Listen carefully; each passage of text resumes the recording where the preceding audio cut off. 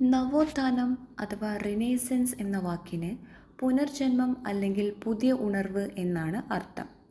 യൂറോപ്പിൽ മധ്യകാലഘട്ടത്തിന് ശേഷം 14-ാം നൂറ്റാണ്ട് മുതൽ 17-ാം നൂറ്റാണ്ട് വരെയുള്ള കാലഘട്ടത്തിൽ കല, സാഹിത്യം, ശാസ്ത്രം, തത്ത്വചിന്ത, വാസ്തുവിദ്യ, വിദ്യാഭ്യാസം തുടങ്ങിയ മേഖലകളിൽ ഉണ്ടായ വലിയ പുരോഗതിയെയും സാംസ്കാരിക മാറ്റങ്ങളെയും ഇത് കുറിക്കുന്നു. നവോത്ഥാനത്തിൻ്റെ പ്രധാന സവിശേഷതകൾ നോക്കാം. ഒന്നാമത്തേത് പുരാതന ഗ്രീക്ക് റോമൻ സംസ്കാരങ്ങളുടെ പുനരുജ്ജീവനം. മധ്യകാലഘട്ടത്തിൽ മതപരമായ ചിന്തകൾക്ക് പ്രാധാന്യം നൽകിയിരുന്നപ്പോൾ നവോത്ഥാന കാലത്ത് പുരാതന ഗ്രീക്ക് റോമൻ സാഹിത്യങ്ങൾ, കലകൾ, തത്വചിന്തകൾ എന്നിവയെക്കുറിച്ച് വീണ്ടും പഠനം ആരംഭിച്ചു. രണ്ടാമത്തേത് മാനവികതയ്ക്ക് ഊന്നൽ നൽകി. മനുഷ്യൻ്റെ കഴിവുകൾ, നേട്ടങ്ങൾ, ഈ ലോകത്തിലെ ജീവിതം എന്നിവയ്ക്ക് പ്രാധാന്യം നൽകി.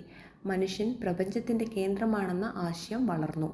മൂന്നാമത്തേത് ശാസ്ത്രീയമായ പുരോഗതി. കോപ്പർനിക്കസ്, ഗലീലിയോ തുടങ്ങിയ ശാസ്ത്രജ്ഞർ പുതിയ കണ്ടുപിടുത്തങ്ങൾ നടത്തുകയും പ്രപഞ്ചത്തെക്കുറിച്ചുള്ള പരമ്പരാഗത ധാരണകളെ ചോദ്യം ചെയ്യുകയും ചെയ്തു.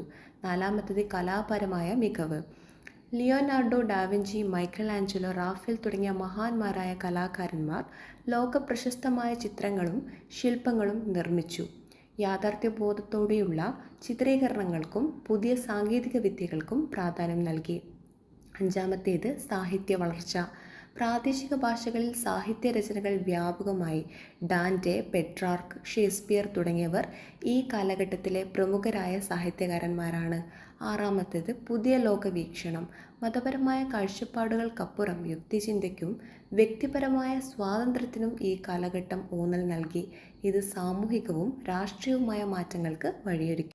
ചുരുക്കത്തിൽ, നവോത്ഥാനം എന്നത് യൂറോപ്പിൽ അറിവിലും കലയിലും സംസ്കാരത്തിലുമുണ്ടായ ഒരു വലിയ കുതിച്ചുചാട്ടത്തെയും മധ്യകാലഘട്ടത്തിലെ അന്ധകാരത്തിൽ നിന്ന് ആധുനിക യുഗത്തിലേക്കുള്ള ഒരു പരിവർത്തനത്തെയും അടയാളപ്പെടുത്തുന്നു. നവോത്ഥാനത്തെക്കുറിച്ച് കുറച്ചുകൂടി ഡീറ്റെയിൽഡായി ലോങ് വീഡിയോ അപ്ലോഡ് ചെയ്തിട്ടുണ്ട്. താല്പര്യമുള്ളവർ കണ്ടു നോക്കുക.